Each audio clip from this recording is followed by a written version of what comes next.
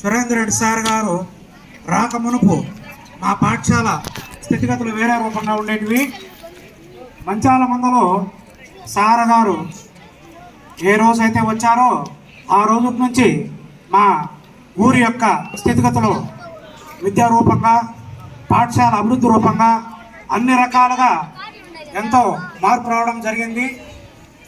ఏ విధంగానంటే మా బిడ్డలు కూడా తిరుపతి ఇక్కడ చదువుకునే వాళ్ళు 2వ తరగతిలో సార్ వచ్చినాక బయట ఉన్న పిల్లలు కూడా పీలేరు, ఇట్లా గుండాల బయలు, ఇట్లా గోలవడము, బయట ఊర్ల పిల్లలు కూడా వచ్చి వాళ్ళకు బయట స్కూల్లో సక్రమంగా విద్య లేదనే ఉద్దేశంతో మంచాల మందులో ఉండే బంధువులు ఇండ్ల కాడబెట్టి దరిదాపుగా 8 మంది పిల్లలు బయట ఊర్ల నుంచి వచ్చి మా ఊర్లో ఉండి మన సార్ గారి ప్రోత్సాహంతో విద్యను పొందడం జరిగింది.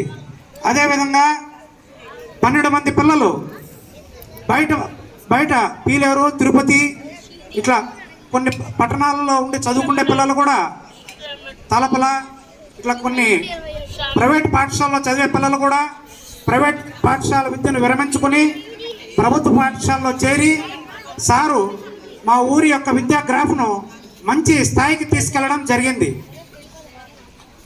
అడవిలో ఎన్నో చెట్లు ఉన్న విలువైన చెట్టును అంటే పారిజాతం చెట్టును నాటినట్లుగా మా ఊరిలో ఒక మంచి పారిజాతం చెట్టు నాటి ఏ విధంగా పరిమళాన్ని వికసింపజేసే విధంగా చేస్తామో ఆ విధంగా సురేందర్ రెడ్డి సార్ గారు విద్యాపరంగా అయితేనేమి, పాఠశాల అభివృద్ధిలోనైతేమి ఆ రోజున గురువులైనటువంటి మా స్కూల్ గురువులైనటువంటి వెంకటాద్రి సార్ గారు, వేణు సార్ గారు, స్వర్గీయ శ్రీ నందకుమార్ సార్ గారు, నాగభూషణ్ సార్ గారు వీళ్ళందరికీ కూడా ఆజన్మాంతం మా మంచాల మంద గ్రామస్తులు మా బిడ్డలు ఎల్లప్పటికీ రుణపడి ఉంటారని ఈ సభాముఖంగా తెలియజేస్తున్నాము.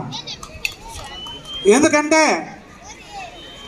గురు బ్రహ్మ గురు విష్ణు గురుదేవ మహేశ్వర గురు సాక్షాత్ పరబ్రహ్మ తస్మై శ్రీ గురవే నమః. గురువు ఈ మన జీవనాలలో ప్రతి ఒక్క వస్తువు తయారవ్వాలన్నా, కడసారికి మనం భుజించే వస్తువు సృష్టించాలన్నా, ప్రతి ఒక్క వ్యక్తి యొక్క మనుగడ కొనసాగాలన్నా గురువు యొక్క ప్రభావం మన సృష్టిలో అత్యంత ప్రథమ స్థానంలో ఉందన్నమాట. ఏ విధంగానంటే ఒక వస్తువు తయారవ్వాలన్నా, మనం భుజించే వస్తువులను పండించాలన్నా, మనం కట్టుకుంటే బట్ట తయారవ్వాలని ప్రతి ఒక్కటి కూడా విద్య నుంచినే ఆవిర్భవించబడుతుంది. ఆ విద్య ఎవరి నుంచి వస్తుంది అంటే గురువు నుంచి వస్తుంది. బలమైన గురువులు ఉంటేనే అత్యంత బలమైన విద్యార్థులు తయారవుతారు.